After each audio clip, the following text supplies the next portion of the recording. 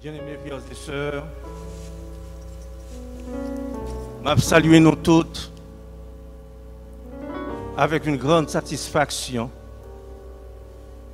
parce que j'ai le plaisir pour me trouver dans le sanctuaire, bon Dieu, pour me trouver dans la présence li. Et je ne suis pas seul. Mais avec nous toutes qui sont assemblés physique ou virtuelle, tous ceux qui adorent Dieu, qui le reconnaissent comme l'unique Dieu de l'univers. Je vais inviter nous pour nous incliner tête nous. Nous avons réclamé l'Esprit bon Dieu parmi nous. Tendre Père, que ton nom soit honoré en ce moment du culte d'adoration.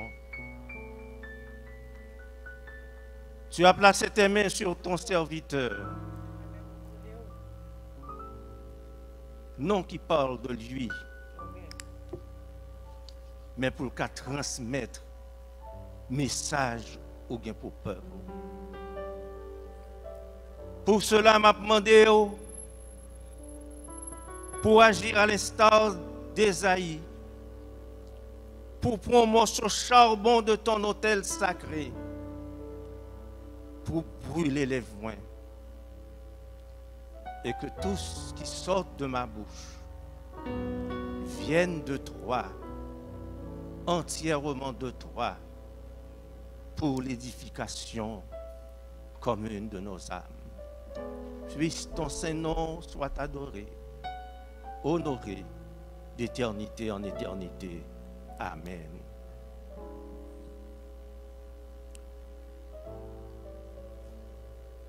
Frères et sœurs, depuis la chute de l'homme, il y a un message qui ne va jamais cesser d'être proclamé dans le monde. Cette proclamation s'est étendue de génération en génération. Et cela explique, et cela s'explique par la volonté inébranlable de l'Éternel en vue de racheter à tout prix l'humanité soumise et dominée par la puissance du grand tentateur, Satan, le serpent ancien, l'accusateur des enfants de Dieu. Et oui, de la Genèse à l'Apocalypse, nous avons des messages, ça, nous avons des messages qui ont résonné comme une trompette. Ces ondes retentissent et arrivent jusqu'à nous, car il traduit l'amour incommensurable de Dieu, sa miséricorde infinie, ses compassions qui n'ont pas de bornes. Nous vous parlons, bien-aimés, du message de la repentance. Il fut le message précurseur que Jean-Baptiste avait lancé pour te annoncer l'arrivée du Messie tant attendu. En effet, le message prononcé par Jésus tout au long de son ministère, c'est la repentance. La repentance qui est le point de départ de ce processus qui doit conduire à une régénération de notre condition de péché, de restauration étant lavée dans le sang de Jésus, scellé et oint dans les eaux baptismales, totalement purifié par le sang de Jésus. Et oui, Jésus lui-même Il n'a pas manqué de signaler l'importance de cette démarche. C'est peut-être ça, il était signalé clairement dans la parabole de la brebis perdue, parabole de la drachme perdue. Ces paraboles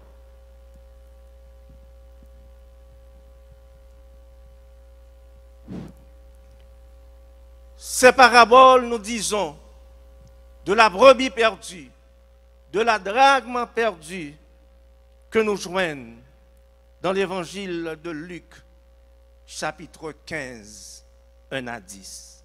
Et n'a pas lire. Luc 15, versets 1 à 10. Voici ce que nous rapporte le serviteur de l'Éternel. Tous les publicains et les gens de mauvaise vie s'approchaient de Jésus pour l'entendre. Et les pharisiens et les scribes murmuraient, disant, « Cet homme accueille des gens de mauvaise vie et mange avec eux. » Mais il leur dit cette parabole. « Quel homme d'entre vous, s'il a 100 brebis et qu'il en perde une, ne laisse les 99 autres dans le désert pour aller après celle qui est perdue jusqu'à ce qu'il la retrouve. Lorsqu'il l'a retrouvée,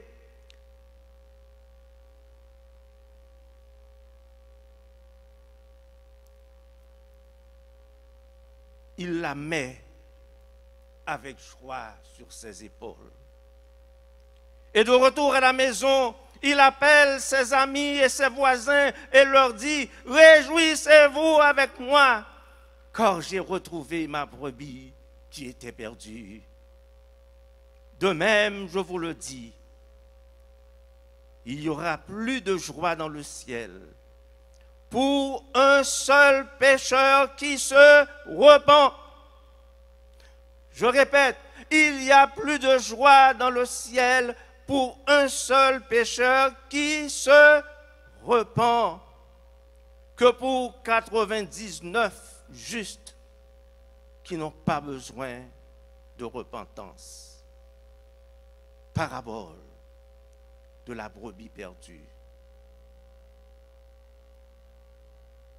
Et l'autre parabole, ou quelle femme, si elle a 10 drachmes, sont monnaie, une pièce de monnaie. Si elle a 10 drachmes et qu'elle en perd une, n'allume une lampe, ne balaie la maison et ne cherche avec soin jusqu'à ce qu'elle la retrouve. Lorsqu'elle l'a retrouvée, elle appelle ses amis et ses voisines et dit, « Réjouissez-vous avec moi, j'ai retrouvé la drachme que j'avais perdue. » De même, je vous le dis, il y a de la joie devant les anges de Dieu pour un seul pécheur qui se repent. Repentir, repentance, le message éternel de la parole de Dieu. La base de la vie d'un croyant, c'est son repentir. Acceptation de Jésus comme mon sauveur doit commencer par là.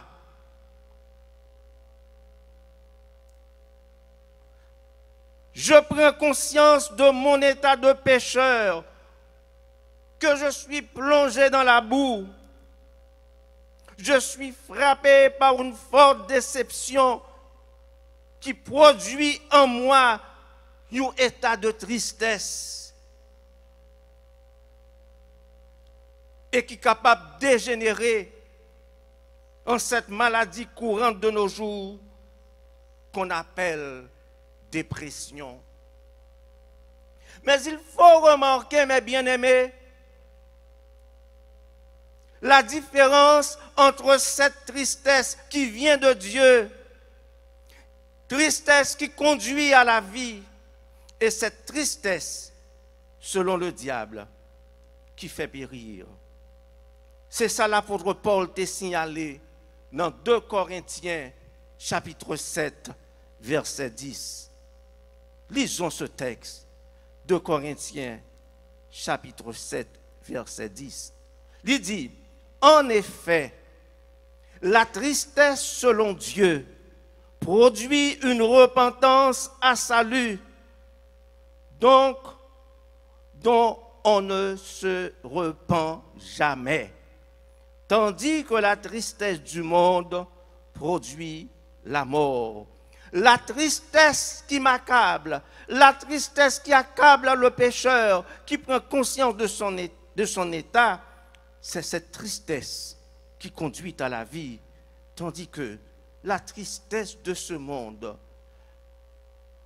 que nous tous n'avons pas vivre, sans Jésus, cette tristesse conduit à la mort.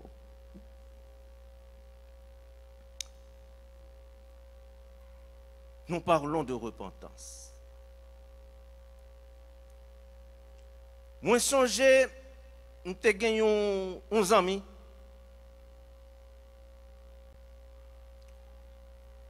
Nous étions 3 ou 4 qui t'a parlé, nous t'a fait blague.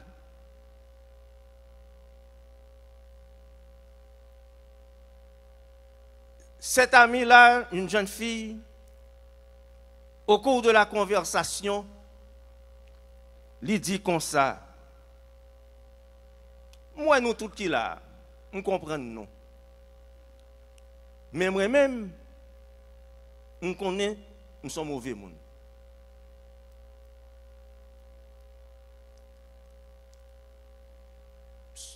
On connaît, moi c'est un mauvais monde. Elle a conscience qu'elle est une mauvaise personne. Mais est-ce que cette conscience qu'elle a est nécessairement une repentance? Lorsque nous gagnons dans le cœur nous l'impression que nous sommes marginalisés, quoique vivant au milieu de la société, ou que nous gagnons dégoût d'être salis par nos actions, par notre nature qui pousse à faire le mal quand on voudrait faire le bien, au lieu de se condamner,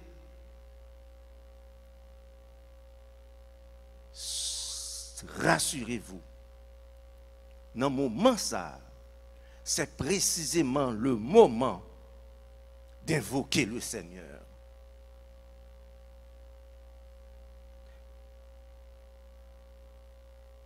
Rassurez-vous qu'en ce moment qu'on prend conscience de ça,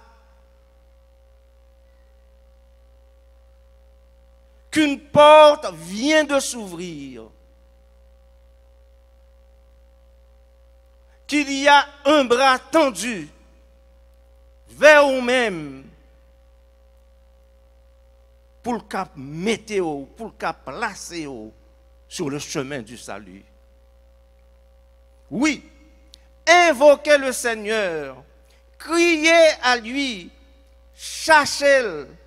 Certainement, cette prière vient pour conduire, pour capable recevoir son esprit de repentance.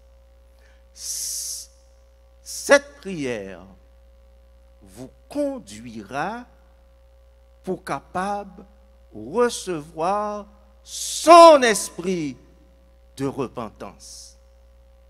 Cela veut dire, si nous sommes capables de comprendre ça bien, la repentance est un don de Dieu.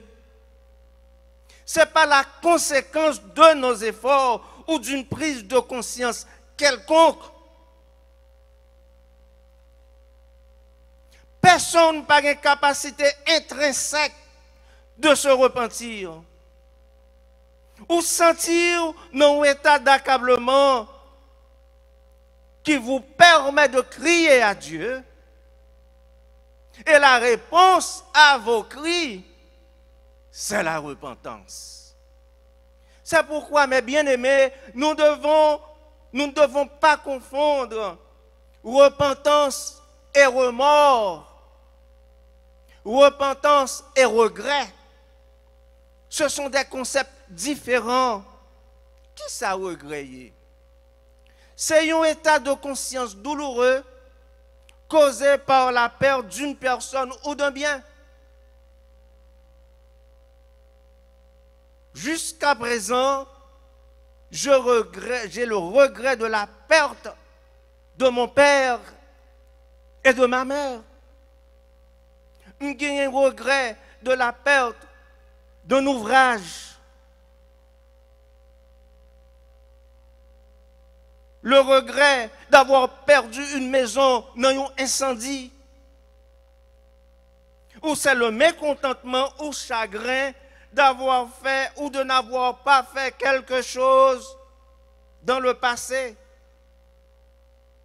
Imaginez-vous quelqu'un qui montait dans une voiture, dans un taxi, dans un Uber. L'elle montait dans Uber à ça qui passait, il regardait sous chaise là, il roulait une bourse, une roulette. Il pas moyen. L'elle arrive à la caille, il réfléchit. Il dit, oh, bourse ça doit être chargé avec l'argent. Je regrette de ne pas prendre. Observez. Le regret de n'avoir pas fait quelque chose de mauvais. Ça, ce n'est pas la repentance.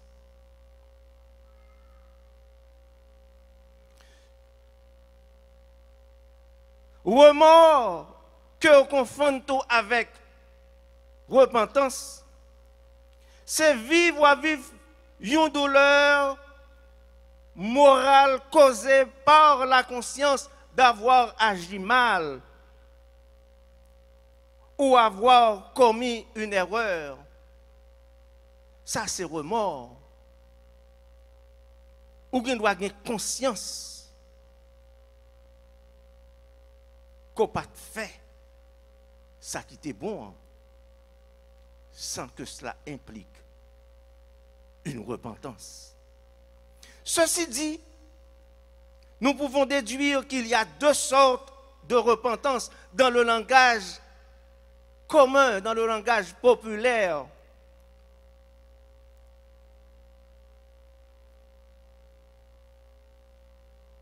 Et dans la Bible, il y a beaucoup d'exemples de repentance, de situations où le peuple, ou un serviteur, ou un méchant agit par la repentance. Et je dis, on apprend deux cas seulement.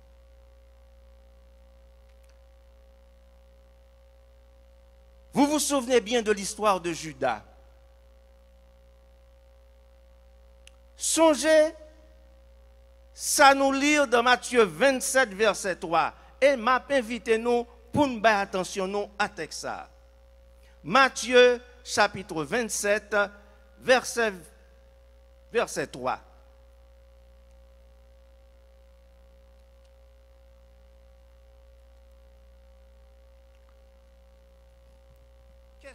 Qu'est-ce que nous lisons? Vous vous souvenez de l'histoire de Judas? Judas le traître, qui était trahi Jésus, qui avait vendu Jésus pour quelques pièces de monnaie. Et Jésus fut condamné. Alors, dit Matthieu 27, verset 3, Judas qui l'avait livré, voyant qu'il était condamné, se repentit, faites attention, et rapporta les 30 pièces d'argent aux principaux sacrificateurs et aux anciens. Texte ça, lui portait à un pile, peut-être confusion et discussion. Il y a des gens qui même dit, selon texte là, Judas se repentit.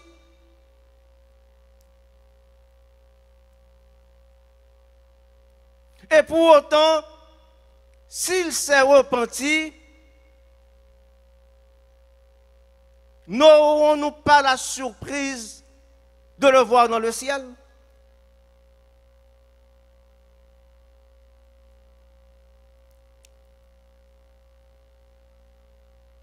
En allant original, mot repentir, ça qui est dans verset 3. Il vient de un mot grec qui dit métamelomai. Métalomai. Nous allons écrire sur l'écran. Métamelomai. C'est mot ça du grec que les traducteurs mettaient pour repentance. Mais originalement, métamelomai n'a pas signifie repentance, il signifie regret.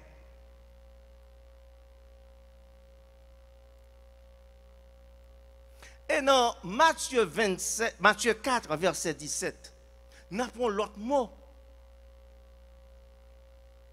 Matthieu 4, verset 17.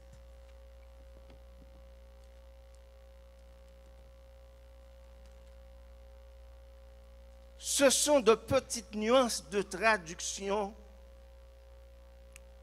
qui conduisent à certaines erreurs d'interprétation bien souvent. Matthieu 4, verset 17. Il dit le suivant. Dès ce moment, Jésus commença à prêcher et à dire, repentez-vous, car le royaume des cieux est proche. Jésus disait, repentez-vous. Dans le texte original là, n'a pas que mot repentez-vous, ça que Jésus baille là, qu'on y a là, il sort dans l'autre mot qui pas métamelomai, il sort dans mot qui est métanoéo. Métanoéo, qui traduit correctement, c'est ça, y aurait les repentance. Est-ce qu'on comprend les nuances? Dans le cas de Judas, métamelomai, c'est regret. Mais ce n'est pas la repentance. À tel point que c'est regret, si Judas était repenti, il ne se serait pas condamné lui-même. Il aurait prié, il aurait cherché le pardon.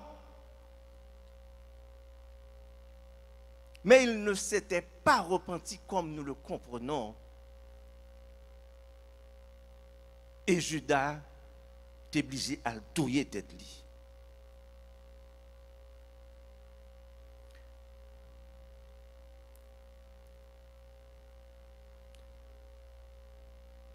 Métanoéo, c'est se repentir dans le sens de changer son esprit, de changer son esprit.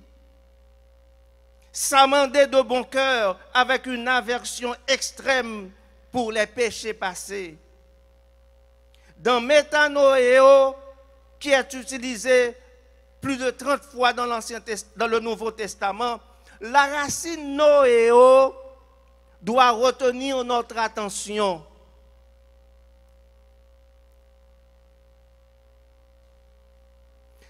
Racine noéo, c'est fait nous comprendre d'où provient ce changement? Noéo signifie percevoir avec l'esprit. Dans ce cas-là, nous voyons les concepts de sagesse, lumière, intelligence. La repentance est bien une prise de conscience de son égarement et une compréhension de ça nous fait pour trouver la sanctification. Judas Iscario, malgré ses remords, est allé se pendre. Il s'est condamné lui-même. Condamnation qui pas mène à la repentance. Son cœur était si dur qu'il ne pouvait même pas se pardonner lui-même. Frères et sœurs,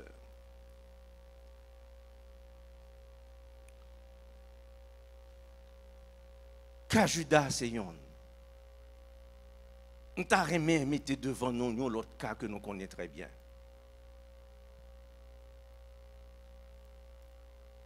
C'est l'histoire de Ninive. On dit généralement l'histoire de Ninive, mais j'aurais voulu mieux dire l'histoire de Jonas et de Ninive.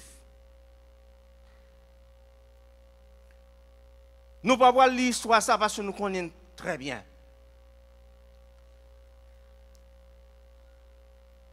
Les péchés de cette ville étaient accumulés. Ville ça a arrivé à un point tellement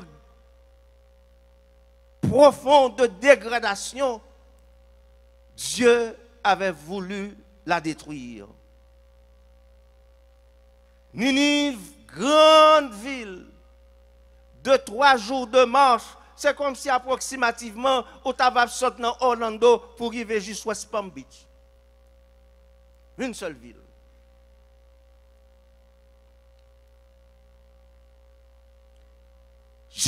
L'Éternel avait déterminé que le voile détruit Ninive. Mais dans son amour incommensurable, il choisit un serviteur qui pour porter un message pour 10 peuples là. Et c'est une rare fois l'Éternel annoncé avec précision moment que le poil fait action ça. Dans 3 jours, Ninive sera détruite.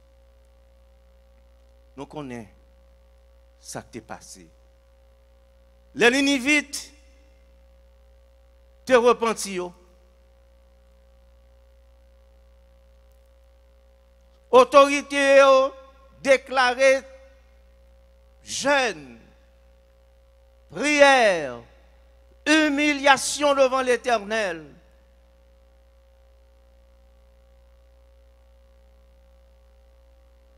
C'était un événement jamais vu. Côté ni bête, ni bébé, ni grand monde, ni vieillard, tout le monde non jeune. Et alors, l'Éternel renonçait à l'application de la sentence contre Ninive. Il a demandé pardon. Et nous connaissons ce qui est passé avec Jonas, qui vexait parce que l'Éternel t'a pardonné. Et Jonas qui t'a caché dans le ventre, qui t'a caché et qui t'est tombé dans le ventre de baleine. Non. Pour ne pas te bailler message là, parce qu'il connaît qui est l'Éternel, il connaît l'Éternel, son Dieu qui est bon. Et Jonas, à son tour, l'ouest ça pas exécuté, sentence ça pas exécuté. Jonas, dans son indignation, qui t'a caché avant pour ne pas battre message là, qu'on y a la baille l'autre message dans son indignation. La baille message d'amour de l'Éternel. Il dit, je connais qui mon ou son monde qui miséricordieux, on ne pas fait ça vrai, qu'on nous fait paraître comme menteur, etc. Mes bien-aimés, Ninive fut pardonnée. Ninive ne fut pas détruite. Et si je me demande n'importe qui dans nous-mêmes là, ou la majorité, qu'est-ce qui vient passer avec Ninive? Nous connaissons très peu qui a dit ça qui est passé avec Ninive après ça. Mais l'histoire, le reste de l'histoire de Ninive se trouve dans la Bible. Non pas mal, non pas reconnaître ça peut-être, mais reste histoire Ninive, nous qu'on côté nous joindre dans le livre qui est Nahum. Dans la prophétie, dans la parole que l'Éternel te mettait dans la bouche Nahum. N'appelons dans Nahum chapitre 1, chapitre 2, chapitre 3. N'a pas ça qui est passé avec Ninive et c'est ça nous pouvons faire considération avec elle. Ça Ninive t'ayé.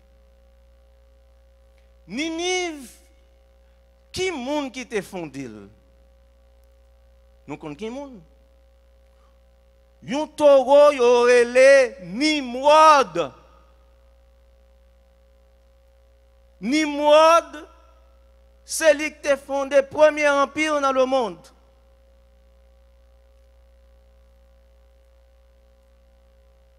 Mais un empire idolâtre, complètement idolâtre. Et il y a même certains qui croient que Nimrod vient pourrait avec construction pyramide. Certains. Ville ça, c'était un bijou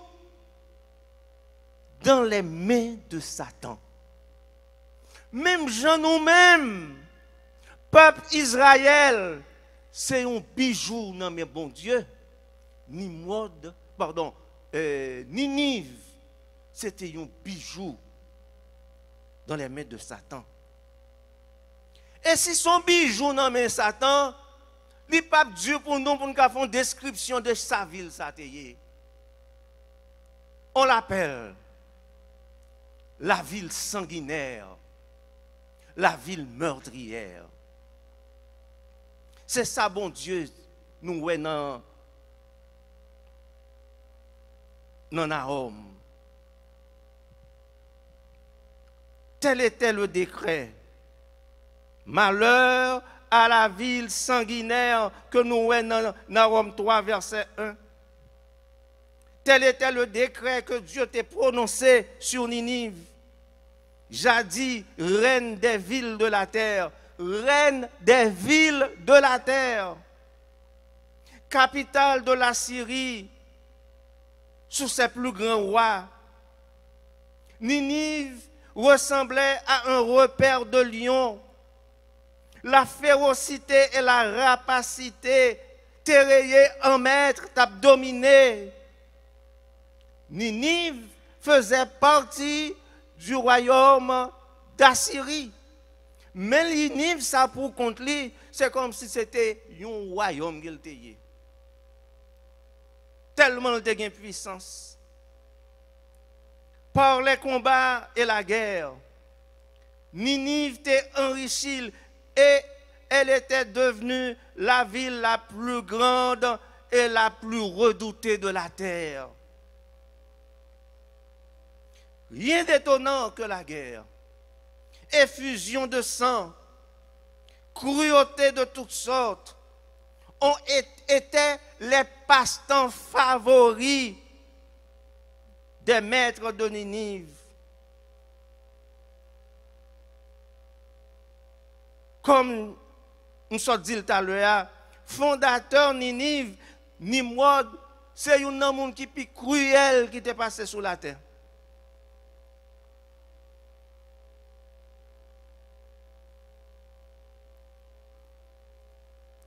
Mais les habitants de cette grande ville, 100 ans auparavant,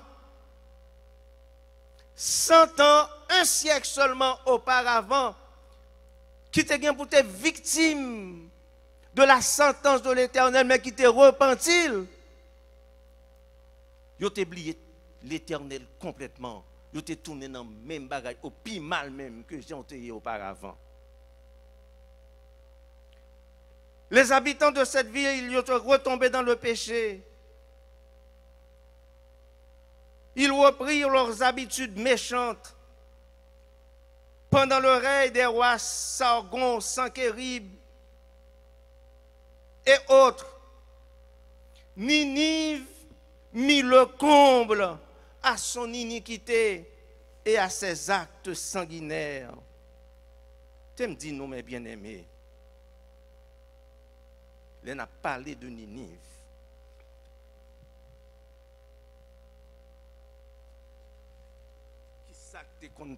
Tout ça qui est passé avec Ninive.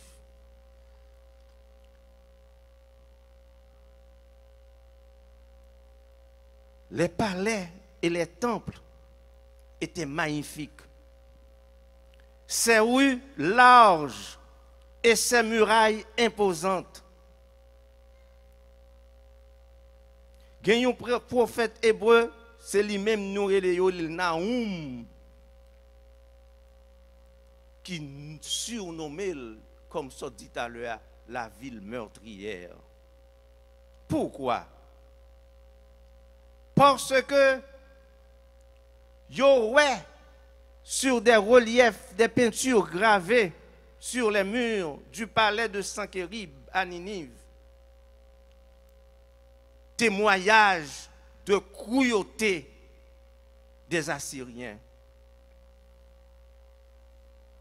Gayoun qui représentait un bourreau en train d'arracher la langue d'un prisonnier maintenu au sol, tout vivant. Des inscriptions disent comme ça, Dieu te qu'un raché,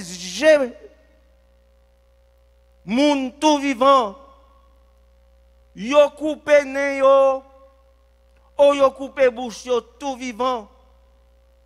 Gon l'autre bagay yo te kon fait pire raide.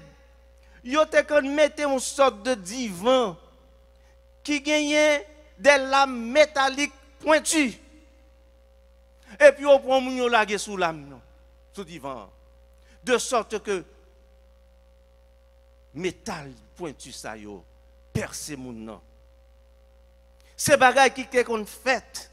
Et on pas respecter ni fille, ni garçon, ni ti moun. Depuis ses ennemis, je dis qu'on commettre ces atrocités indescriptibles. Frères et sœurs, le message de l'Éternel, c'est la repentance. Jésus, plusieurs fois durant son ministère, l'invitait le peuple à la repentance.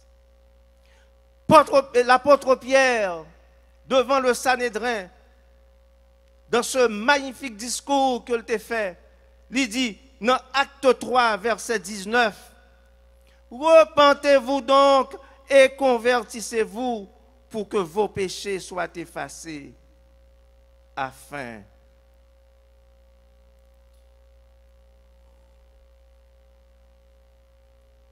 que des temps de grâce viennent de la part du Seigneur. » C'est ainsi que l'apôtre Pierre a exhorté à la repentance.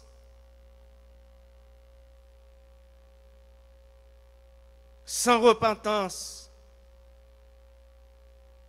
il ne peut y avoir de salut. Sinon, péché non a prêté là pour tout temps. Une repentance qui pas mené à la conversion ne sert à rien. Elle est superficielle. C'est ça acte non à témoigner. Il faut changer de mentalité.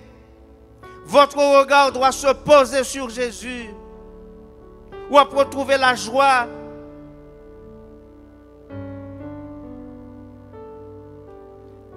Et non les plaisirs du péché, de la fraude, le vol, dissimulation, drogue, fumer, boire à l'excès et autres.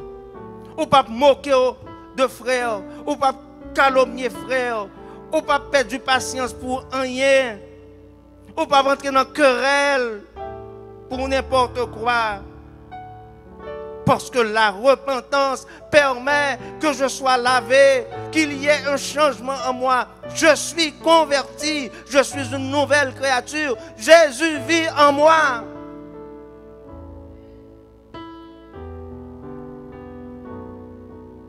La repentance exige un changement de mentalité. C'est bon Dieu qui a fait ça pour nous. C'est l'Esprit de Dieu qui doit agir. Mes frères et sœurs, le message de la repentance a claironné aujourd'hui. Côté où est soulignant, nous-mêmes haïtiens, tendez, message ça qui a fini pour nous-mêmes. Repens-toi. N'ayez pas simplement de regrets ou de remords. Mais il faut vous repentir. Il faut abandonner. Ça nous a qu'on a chéri longtemps. Les faux dieux, les Astartés, les Baals, les Herzuli-Dantor, les Ogou-Ferraille. Nous faites pour quitter tout le bagage ça derrière. Et regardez à Jésus, Jésus crucifié. Jésus, c'est le chemin, la vérité et la vie. C'est Jésus qui peut assurer à ce pays la délivrance. Gouvernement n'a pas fait rien. Nous n'avons pas d'amis, ni national, ni international. Nous avons des oppresseurs. Nous avons des exploiteurs. Nous avons des moqueurs. Il a pris de nous, il a pris de situation nous, il a pris ti haïtien sa yo, ti nèg sa yo. Mais je dois vous dire, mes bien-aimés, vous avez du prix aux yeux de l'Éternel. Bon Dieu, aimez-nous. Ou même qui brigand, on ne pas souhaiter le mal pour vous. Ou même qui n'en gang, Jésus après l'eau. Quitte tes amis de côté, prends la Bible comme épée, prends la parole de Dieu comme épée, et n'a gagné le salut.